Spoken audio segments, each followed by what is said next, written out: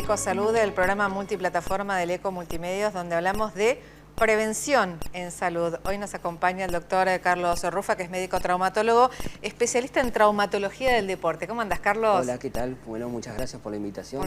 Gracias por aceptar. No, por favor. Y agradezco también a la agremiación médica de Tandil, que fue quien sugirió esta charla. Y para hablar de algo también tan importante, que hay mucho desarrollo en la ciudad, pero antes de empezar a hablar de lo que es la traumatología en el deporte, ¿cómo llegamos a hacer un deporte? ¿O cómo llegamos a no tener una lesión? Bien, eso está muy bien, porque antes de, sobre todo para aquellas personas que por ahí no vienen haciendo con frecuencia deporte y demás, lo ideal inicialmente sería que se hiciera un chequeo con su médico de confianza, sea su médico clínico o el cardiólogo, que tenga un panorama de cómo está antes de, digamos, de lanzarse a hacer o retomar una actividad deportiva o hacer ejercicios para aquellas personas que nunca hicieron. Bueno, antes de todo eso, lo primero es hacerse un chequeo. Análisis de sangre, el cardiólogo, estar seguros, digamos, arrancar la actividad física si la tienen media abandonada, pero con seguridad. Bueno, viste que Tandil es un lugar donde hay muchas competencias deportivas y carreras. Una de las que siempre hablamos es la Tandilia, que por ahí mucha gente se larga a correrla sin haber tenido una preparación antes. Entonces, bueno, esto influye porque puede pasar algo si no tenemos un control. Claro, ¿Qué consecuencias puede tener? No, a ver, la más temida y la que nadie quiere es la muerte súbita, pero eso es, digamos, se puede prevenir si previamente se hicieron los chequeos. Y eso, digamos, el permiso te lo termina dando el cardiólogo, que es el que dice que estás en condiciones de hacer actividad física y hasta dónde la puedes hacer, a qué nivel, ¿sí? Porque hay que tener en cuenta también que el cardiólogo o el médico clínico te evalúa tu índice de masa corporal, cómo estás de peso, el control obviamente de la presión arterial, de la glucemia, son todas, digamos, ir descartando factores de riesgo para después, bueno, lanzarte a hacer la actividad física con seguridad, digamos. Carlos, ¿y todos podemos hacer todas las actividades físicas o cada uno hay una predisposición por la situación orgánica o corporal? ¿Cómo es? A ver, yo creo que todos podemos hacer actividad física, lo que a veces no podemos hacer lo que queremos o lo que nos gustaría. Sí, creo que hay que tener el objetivo de hacer algo, digamos, algo, una pasión. Pero a veces inicialmente, sobre todo cuando la persona está un poco sedentaria, que viene mucho tiempo sin hacer nada, sumado a eso a lo mejor no tiene el peso ideal, que está con un poco de sobrepeso y demás, a veces hay que, digamos, como acomodar la actividad física a nuestro momento. Entonces, una persona, te pongo un ejemplo para que se entienda. Una persona que está con un poco de sobrepeso, que viene sin hacer actividad física, a lo mejor inicialmente no es ideal una actividad con impacto.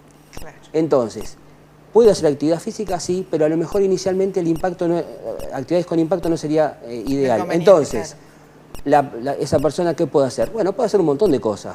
Puede hacer ciclismo, puede hacer spinning, puede hacer natación, puede hacer yoga, puede hacer pilates, puede caminar, pero como arranque, como inicio de actividad. Y de esa forma es una manera de prevenir lesiones ocasionadas por el deporte. Entonces, en definitiva, siempre se puede hacer actividad física, nada más que a veces hay que un poco acomodarla a la situación de cada uno.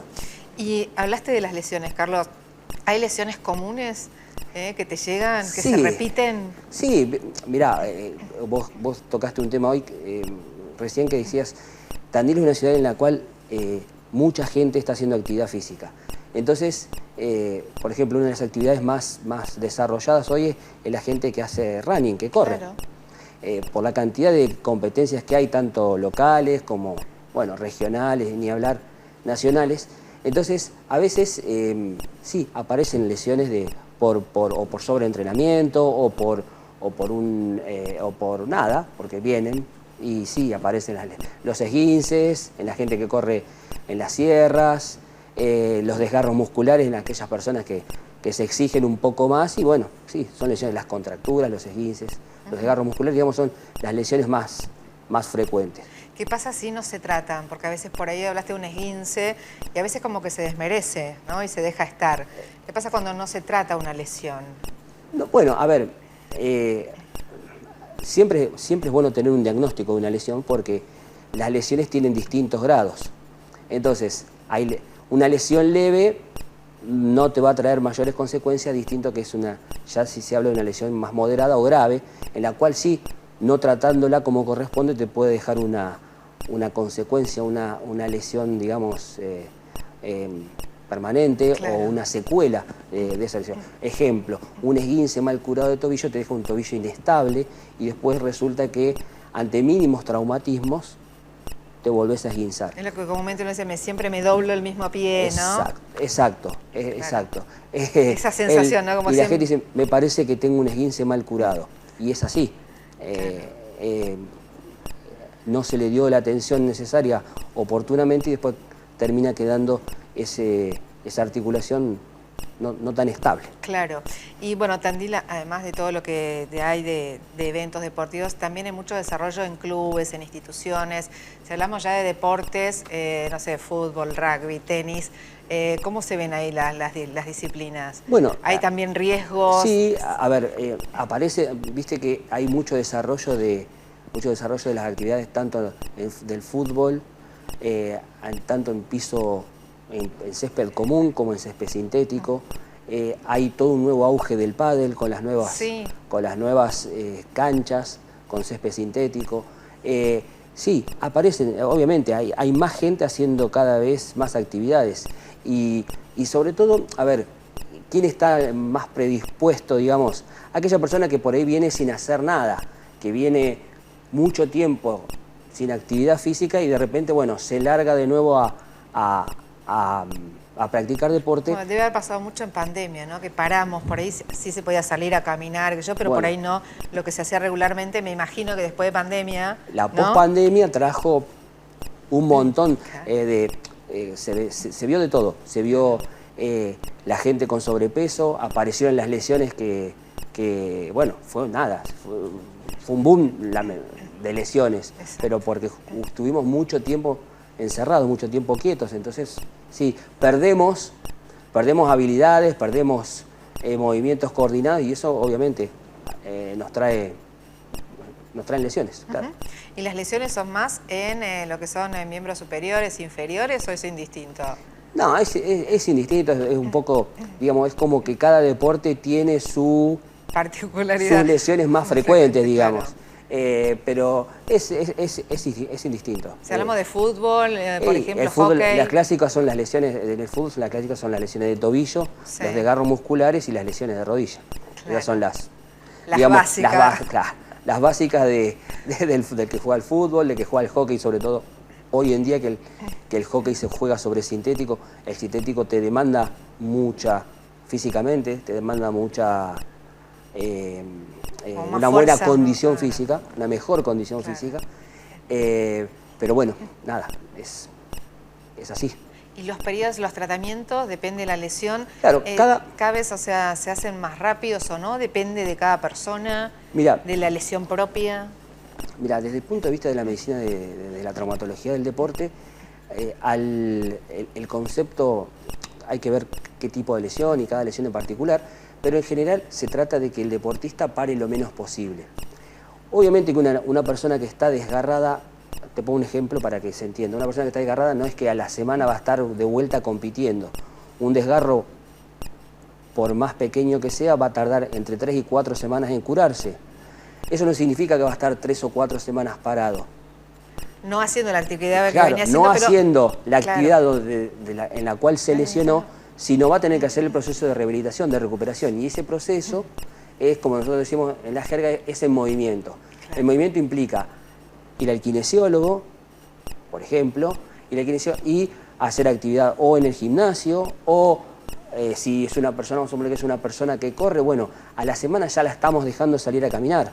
Que salga a caminar, que trate de caminar a un buen ritmo, que haga mucha elongación para ayudar a curar ese desgarro. O sea, el deportista hoy se rehabilita en movimiento, no antiguamente... Antes había un viejo concepto que había que parar, ¿no? Que había que parar. No, hoy se para el menor tiempo posible, donde los síntomas se dieron, que son, si el deportista, digamos, consultó enseguida, hizo las cosas, se inmovilizó la zona, le puso frío, le puso hielo, se trató con algún analgésico antiinflamatorio y demás, normalmente el periodo de dolor y de molestias es breve, claro, es de pocos días, y el paciente se empieza a sentir bien, como que tiene ganas ya de enseguida de volver, pero no está curado. Lo que pasó es que se dieron los síntomas, pero un desgarro no se va a curar, por más pequeño que sea, nunca se va a curar antes de las 3 semanas. Entonces, en esas 3 semanas es que hay que ir tratando de ir haciendo todo esto que te comenté anteriormente, para que sí, una vez que esté curado, ya de a poquito vuelva a retomar a su nivel de, digamos que, al nivel en el que estaba cuando se lesionó. Carlos, ¿y cómo acompañás la ansiedad de ese paciente bueno, en esa recuperación? Eso nos pasa mucho, sobre todo con los deportistas que están en competencia. Ejemplo clásico, un futbolista que está compitiendo y que lo tenemos que operar de la rodilla porque se lesionó un menisco o un ligamento. Bueno, eso lleva un tiempo de curación. Y la verdad que en general son pacientes jóvenes que están muy bien de salud y todo, y yo digo que en definitiva a mí particularmente me termina gustando que el paciente me apure. Cuando viene el paciente y me dice, ¿cuándo puedo? ¿Cuándo me dejás? ¿Puedo hacer esto? ¿Puedo hacer lo otro? Bueno, eso significa que el paciente se viene sintiendo bien, pero bueno, los tiempos biológicos hay que respetarlos para evitar una relesión, digamos, una nueva lesión. Entonces, eso a nosotros nos deja contento cuando el paciente viene y te dice, puedo hacer esto, puedo hacer lo otro, me dejas correr, me dejas jugar, puedo ir a la cancha a jugar. El no parar, ¿no? Claro. Bueno, esa es la parte que hay que tratar de bajarles, como decís, la ansiedad, de calmarlos, que hay que explicarles, tomarte el tiempo de explicarles que las lesiones tienen sus tiempos, que hay tiempos biológicos que no podemos modificar, que los podemos hacer más llevaderos, que lo podemos hacer más divertidos, porque bueno, las rehabilitaciones son muy activas, son muy entretenidas, pero hay tiempos que... Claro, son 3 semanas, 4 semanas. Sí. Y cuando llegan al consultorio te plantean, no sé, a un conocido le dieron esto, le dio resultado y demás, o no, mirá, o se entregan. No, mira, yo particularmente soy muy abierto. Hoy en día, la verdad que la gente, la mayoría de las personas llegan a la consulta y ya tienen un panorama de lo que les está pasando porque ya lo googlearon, ya lo buscaron, ya vieron las opciones de tratamiento, los distintos tiempos, y hay gente que viene y te plantea, ¿me podés hacer tal cosa? Y yo digo, bueno, no lo sé hacer, desconozco cómo se hace, o no, hay gente que viene, o no es para este caso, y hay gente que viene y te plantea cosas muy lógicas, muy sensatas, porque investigaron y demás. Yo en ese sentido soy muy abierto, le doy mi opinión, por supuesto, le explico lo que yo sé, lo que yo haría, pero bueno, sí, hoy la gente maneja una información que ya leyeron el estudio, el informe del estudio que pudiste pedir, no sé, una resonancia, una tomografía, y ya saben, y me explicás qué es tal cosa. Bueno, nada, hoy la gente viene ya manejando una información que a mí me parece genial, me parece muy bien, que la gente maneje y venga y te cuestione y te pregunte qué es esto, qué es lo otro, cómo lo otro. Bueno, opciones de tratamiento, la verdad que está bueno. Sí, por ahí también como paciente uno también le da como más seguridad, conocer bien. Y también, ¿qué pasa cuando no se escucha el cuerpo?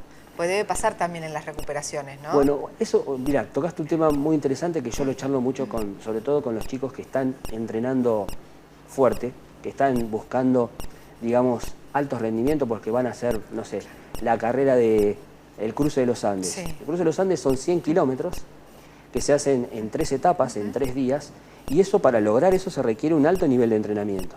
Entonces, obviamente que para eso tienen que tener un plan de entrenamiento muy exigente, jornadas de a veces doble entrenamiento, ¿sí? De doble turno, que implica el gimnasio, implica no solo correr, sino estar muy atentos con la alimentación, el descanso, la hidratación. Bueno, hay que tener, yo siempre les explico lo mismo, digamos.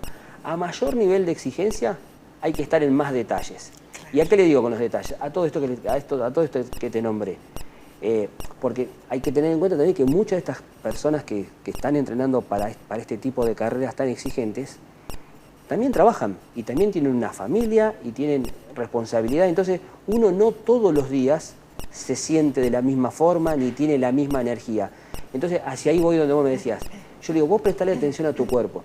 A veces el plan de entrenamiento dice, bueno, hoy vamos a hacer 8 pasadas de 1000 metros, y en realidad no estás para 8 pasadas, a lo mejor ese día estás para 5 pasadas de 1000 metros, y tenés que hacer 5, porque al otro día te vas a sentir mejor que si haces las 8 pasadas que te está pidiendo el plan, Claro. y vos en realidad no tenés esa energía para hacerlos. Entonces, yo siempre le digo lo mismo, usaste palabras que yo la uso mucho en el consultorio, o sea, prestar atención a tu cuerpo. El ser humano es cíclico, no todos los días estamos iguales, ni en el día, ni durante un día estamos iguales, de humor, de energía, de un montón de factores. Entonces, a la hora de entrenar, decir, bueno, ¿cómo estoy? ¿Estoy bien? ¿Estoy para 8 pasadas? Hago las 8 pasadas.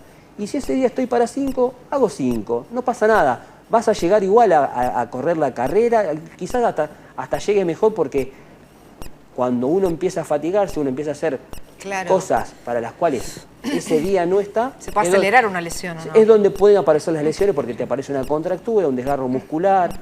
Bueno, nada, es muy importante ese tema. Yo les digo, sobre todo a los chicos y chicas y a todos los que se están entrenando, para grandes competencias, de muy exigentes, de muchos kilómetros. Eso lo charlamos mucho. Carlos, ¿el estrés cómo juega a la hora de un cuerpo se predispone más a lesiones? Claro, el estrés por un lado te predispone, porque por esto que hablábamos recién, de que por ahí estás bajo de energía, estás con la cabeza a 1000 y demás, pero por otro lado, cuando uno sabe que está estresado y demás, el hacer actividad deportiva, hacer actividades, hace que uno descargue un poco ese estrés. Porque viste que uno de los beneficios que tiene la actividad deportiva es toda la aparición de endorfinas y hormonas que se activan cuando uno hace algo que les causa placer. Entonces, cuando una persona está muy estresada y se toma ese rato de decir, bueno, a mí me gusta andar en bicicleta, y sale y se despeja y está al aire libre y se pone la mente en blanco, o sale a caminar y está escuchando música. Bueno, es su momento, es su rato en donde la cabeza, y ahí es una forma, digamos, de descargar parte de ese estrés. Carlos, sí. Quiero decirte algo que no quiero que pase de largo, aprovechando esta oportunidad. Sí, cómo no. Tenemos que tener en cuenta algo. Los seres humanos tenemos mayor expectativa de vida. Vamos a vivir más. Sí. Entonces, la importancia de hacer actividad física, no importa cuál, y nunca es tarde para empezar, hace que nosotros,